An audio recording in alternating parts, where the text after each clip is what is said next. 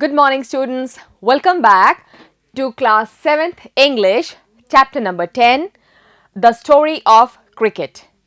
Today, we are going to read the story which is written by a very famous Indian author, Ramchandra Guha. I, Shweta Somra, am your English teacher, and today we will be discussing part 2, which is the second part of this chapter, and it is titled as Reason Behind Oddities. Do you remember what we read in the last part, beta? We read about the game cricket, from where did it came, from where did it originate. All this we read in the last chapter. ठीक है, cricket कहाँ से आया, सबसे पहले initially कहाँ खेला गया था. It was played in United kingdom, या फिर कहाँ पे खेला गया था बताइए, ब्रिटेन में सबसे पहले, और वहाँ का ये नेशनल गेम है और लगभग 500 साल पहले इस गेम को खेला गया था. ठीक है, आप सब इस गेम से बहुत ही ज्यादा अटैच्ड हो, ज्यादा जानते हो, समझते हो और खेलते भी हो इस गेम को, है ना. तो बहुत ही इंटरेस्टिंग सा चैप्टर है. इसमें हम तुरंत से आज सेकंड पार्ट देखते हैं, which is the region behind the oddities. So come we will start this part. Okay, oddities क्या होता है बेटा? ऑडिटीज मतलब कोई स्पेसिफिकेशन या उसका कोई पिक्यूलियर कैरेक्टरिस्टिक. ठीक है, कोई पर्टिकुलर उसकी अलग से कोई विशेषता होती है, उसको बोलेंगे. अ स्ट्रेंज और पिक्यूलियर पर्सन और थिंग. ठीक है, कोई विभिन्न सा हो, अलग सा हो और उसकी कोई अलग सी कोई उसमें कैरेक्टरिस्टिक हो. ठीक है, विशेषता हो. Then codified. कोडिफाइड का क्या मतलब होता है बेटा? It is made into 1 2 3 4 sequence में उनको रख दिया जाता है और नंबर वाइज आपके नॉर्म्स बनाए जाते हैं. That is codified. Arrange laws और rules into a systematic code. समझ गए? रूल्स हैं या कोई लॉज हैं, उनको 1 2 3 4 करके अरेंज करते हैं एक सिस्टमैटिक कोड के अंदर. ठीक है, उसको बोलते हैं कोडिफाइड. तो कोडिफाइड हम यहाँ यूज कर रहे हैं बेटा in reference to the game of cricket. ठीक है, इसके जो रूल्स थे, रूल्स एंड रेगुलेशंस, ये बनाए थे इंटरनेशनल क्रिकेट काउंसिल ने और उनको कोडिफाई कर दिया था. ठीक है. Then disputes. डिस्प्यूट्स क्या होते हैं बेटा? छोटे मोटे झगड़े या विवाद. अ डिसएग्रीमेंट और आर्ग्यूमेंट. ठीक है, किसी की बात पे आप यस नहीं बोल रहे हो, आप अग्री नहीं कर रहे हो, देयर कम्स द डिस्प्यूट. जैसे क्रिकेट की हम बात करें तो आउट होने पे डिस्प्यूट होता है ना. एक टीम कहती है हमने आउट कर दिया और जो टीम खेल रही है वो कहती है नहीं नहीं हम आउट नहीं है. तो ये थोड़ा सा डिस्प्यूट होगा. फिर अंपायर के ऊपर आप जोर डालते हो कि देखो ये आउट है, ऐसा था, बिल्कुल कैच आउट है, या पहुंच गया, नहीं पहुंचा, जो भी आपकी बातें होती हैं. ठीक है, तो ये क्या है? डिस्प्यूट्स हैं. और ये कोडिफाइड क्या किए थे? इन लॉज को कोडिफाई कर दिया था जिसमें जो डिस्प्यूट्स होते हैं प्लेयर्स या टीम्स के बीच, उनको भी हम सॉर्ट आउट करते हैं. Then come stumps. स्टंप्स आपको पता है, 3 जो डंडे होते हैं जिन पे 2 बेल्स रखी जाती हैं और दोनों तरफ पिच के इनको खड़ा करते हैं, वो होते हैं stumps. Each of the 3 upright pieces of wood which form a wicket. ये होते हैं बेटा stumps. ठीक है, और हम इनके ऊपर क्या रखते हैं? बेल्स. जो छोटी छोटी गिल्ली होती हैं उनको बोलते हैं बेल्स. ठीक है, and these 3 pieces are stumps. All right. There's a historical reason behind both these oddities. अब जो ऑडिटीज है उसकी बात हो रही है, वो कह रहे हैं कि इनके पीछे एक हिस्टोरिकल रीजन है. क्या रीजन है बेटा? अभी देखते हैं. Cricket was the earliest modern team sport to be codified. Cricket जो है ना, वो सबसे पहला अर्लीस्ट ऐसा गेम था जिसको कोडिफाई किया था. कोडिफाई मतलब उसके रूल्स एंड रेगुलेशंस को एक फॉर्मेट में कोड के थ्रू लिख दिया था. The first written laws of cricket were drawn up in 1744. सबसे पहले जो क्रिकेट के लॉज लिखे गए थे वो लिखे गए थे बेटा 1744 में. ठीक है, first laws of cricket, first written laws of cricket. सबसे पहले क्रिकेट के लॉज बने थे 1744. दे स्टेटेड, और क्या स्टेटमेंट था बेटा उन रूल्स में? ये था कि the principals shall choose from amongst the gentlemen present 2 umpires who shall absolutely decide all disputes. अब उस रूल्स जो कोडिफाई किए थे ना क्रिकेट के पहले जो लॉज बनाए थे उसमें ये स्टेटमेंट दिया था, ये वक्तव्य दिया गया था कि जो प्रिंसिपल्स हैं जो कि हायर अथॉरिटी के लोग हैं वहाँ पे क्रिकेट काउंसिल में, what are they going to do और what are they suppose to do, क्या वो करेंगे बेटा, उनको चूज करना है। ठीक है, कुछ लोगों को चूज करना है, किसमें से, अमंग्स द जेंटलमैन प्रेजेंट, जो भी वहाँ पे लोग प्रेजेंट हैं क्रिकेट खेलने के लिए उनमें से 2 लोगों को चूज करना है टू अंपायर्स बनाने के लिए। ठीक है, 2 अंपायर बनाएंगे who shell absolutely decide all disputes, जो क्या करेंगे बेटा, जितने भी डिस्प्यूट्स हैं या विवाद है इस गेम को खेलते वक्त, है ना, ऑल द डिस्प्यूट्स विच कम और अराइज ड्यूरिंग द गेम, वो ये दोनों एम्पायर्स सॉर्ट आउट करेंगे। ये बोलेंगे आउट है तो आउट है, ये कहेंगे बाउंड्री है तो बाउंड्री, ये कहेंगे 6 है तो 6 है।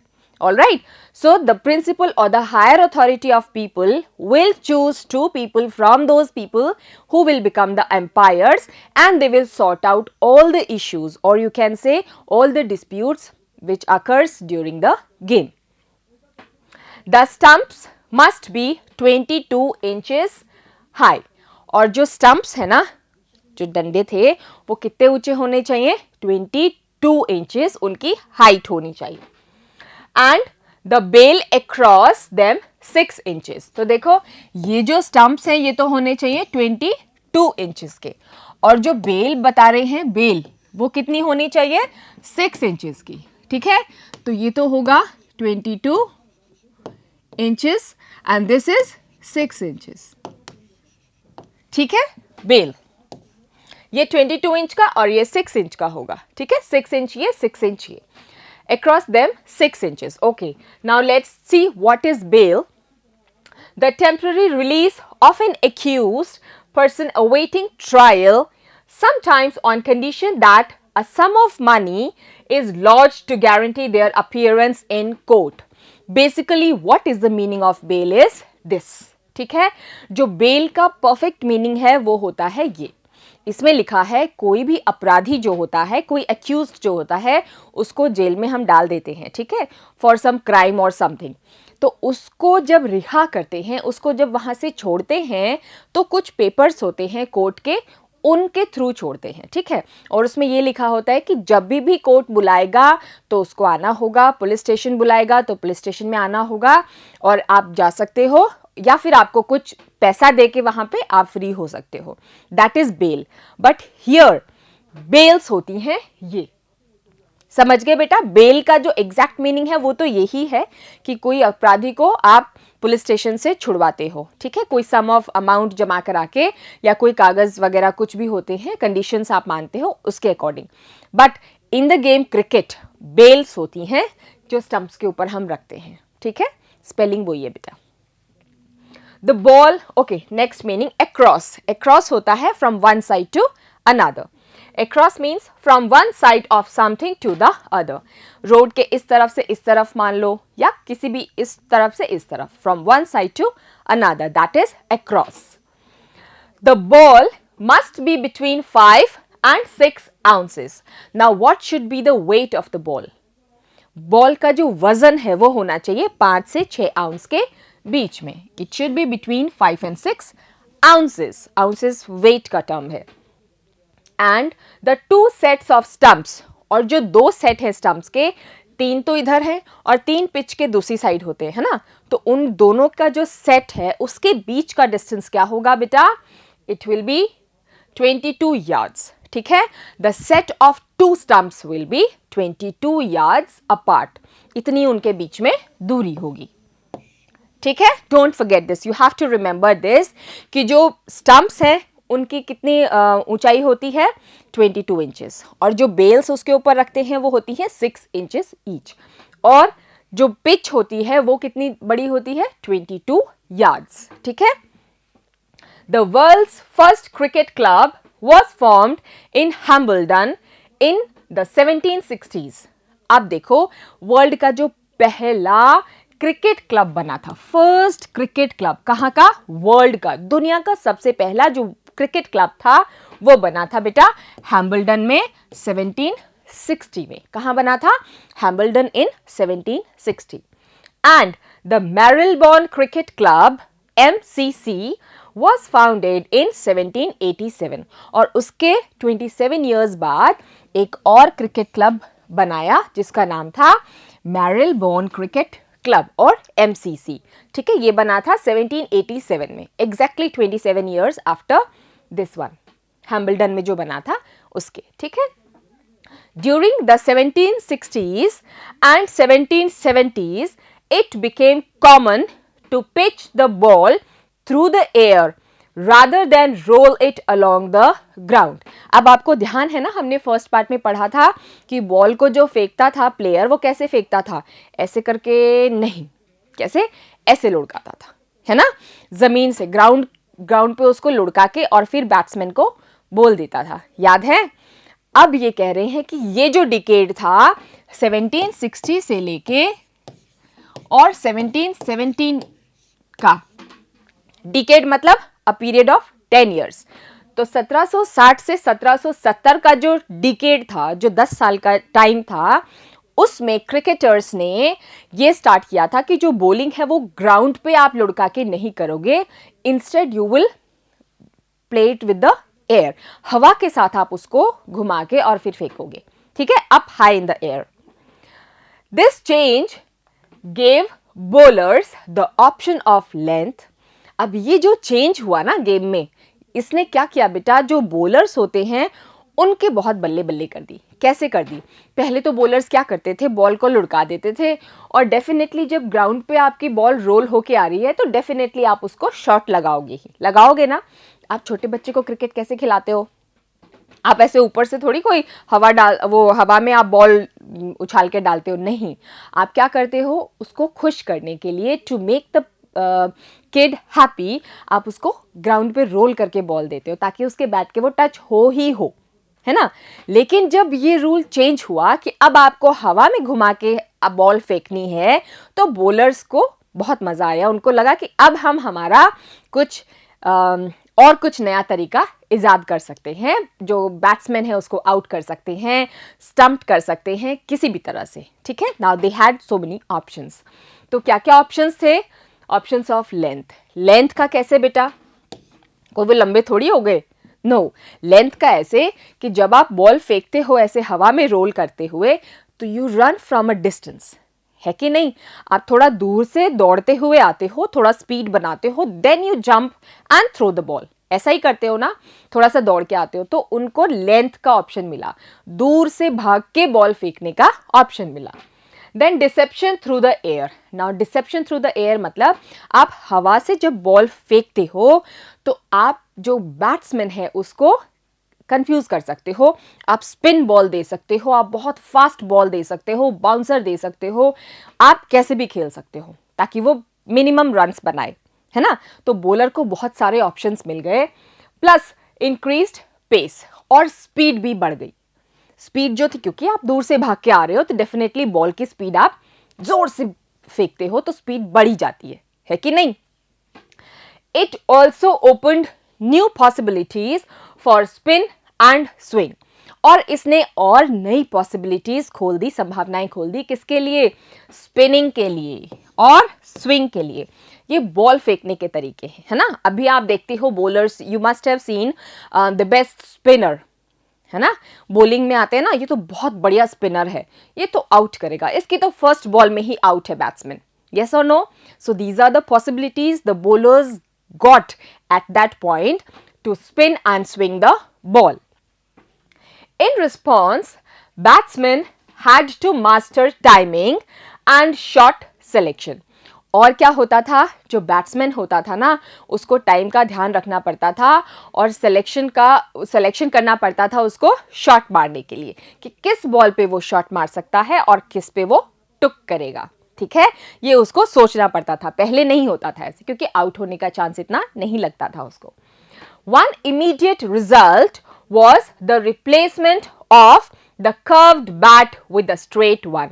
और एक और चेंज आया। क्या चेंज आया पहले आपको ध्यान है? मैंने आपको बताया था कि इस तरह का cricket, I showed you the picture also in the last part. जो क्रिकेट बैट होता था वो हल्का सा इस तरह का होता था, हल्का सा कर्व्ड, है कि नहीं? लेकिन अब क्या होता है बेटा, अब ये ऐसे बना दिया स्ट्रेट।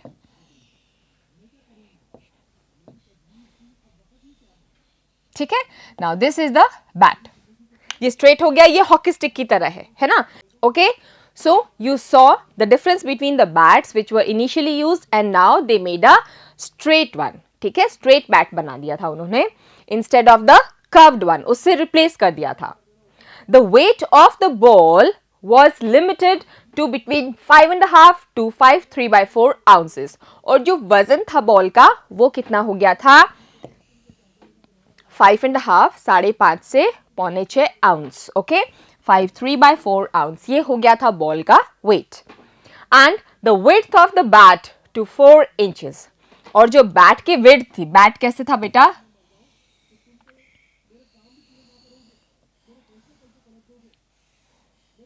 ये जो होता है ना डिस्टेंस, ये विड्थ थी, ये कितनी हो गई, 4 इंचेस, दिस वाज 4 इंचेस। ठीक है, बैट की जो विड्थ थी ये 4 इंचेस हो गई, और जो बॉल का वेट था वो कितना हो गया, 5.5 to 5.3/4 ounce. Remember the unit, unit हमेशा याद रखना, इट्स नॉट केजी, ग्राम्स और something, it's ounce. In 1774 the first leg before law was published. जो LBW होता है ना आपका, लेग बिफोर विकेट, वो लॉ कब आया था, 1774 में। Remember this also. Also around this time a third stump became common. देखो, पहले सिर्फ 2 ही स्टंप्स होते थे और उनके ऊपर एक बेल रखते थे। अब ये कह रहे हैं इसी समय के आसपास, near about 1774, a third stump was also introduced. तीसरा स्टंप था वो भी इंट्रोड्यूस कर दिया था। By 1780, 1780 तक 3 days had become the length of a major match. और जो मेजर मैच किसकी बात हो रही है, it is about the test match. Test match की जो लेंथ थी वो कितने दिन हो गई थी, it reduce to 3 days from 5 days, 5 दिन से घटाकर 3 days कर दी। ठीक है, and this year also saw the creation of the first 6-seam cricket ball. और इस साल क्या देखा बेटा सब लोगों ने, कि बॉल जो थी वो नई तरह की बॉल आई क्रिकेट गेम में, और उसको बोल रहे हैं 6 सीम। आपने बॉल देखी है क्रिकेट की, डार्क रेड कलर की होती है ना, और उस पर आप देखोगे 6 लाइंस होती हैं सिलाई की, व्हाइट कलर के या ऑफ व्हाइट कलर के धागे से उस पर सिलाई होती है बीचों बीच, है ना। It's like this, see suppose this is the ball and 1 2 3 4 5 and 6, ऐसे यहाँ पे मैंने थोड़ा दूर बना दिया, ये थोड़ा सा और क्लोज होता है सेंटर के, ठीक है। और 6 लाइंस होती हैं सिलाई की, उसको बोलते हैं 6 seam cricket ball. Okay, 6 seam means rows of stitches, 6 rows of stitches, ठीक है, सिलाई की 6 रोज। तो इस तरह की बॉल काम में लेने लग गए थे कब बेटा, 1780s के बाद, ठीक है। Got it everyone? Okay, so they are the players. So here we are done with this part of the chapter. We will meet in the next part. Hope you all enjoyed this part very well. समझ में आया आज का part कि ball कितने वजन की होनी चाहिए है, स्टम्प्स कितने ऊंचाई के हो, इट इज़ 22 इंच, बेल्स की क्या होनी चाहिए साइज 6 इंचेस, है ना। और दोनों स्टम्प्स के पेयर के बीच का जो डिस्टेंस है जिसको हम क्या बोलते हैं पिच, उसकी क्या लेंथ होनी चाहिए, it should B 22 yards and the ball should be 5.5 to 5.3/4 ounces of weight. Bat हो गया था स्ट्रेट और बैट का जो विड्थ था वो हो गया था 4 इंचेस, और जो बॉल काम में हम लेने लग गए थे दैट वाज 6 seamed ball. समझ में आ गया सबको? So this was the part which we discussed today. I hope you enjoyed the session very well. We will meet in the next class with something new about the cricket game. I hope you are enjoying this session. We will meet in the next part. Until then, every one of you, take care. Have a great day, beta. Keep smiling and keep studying.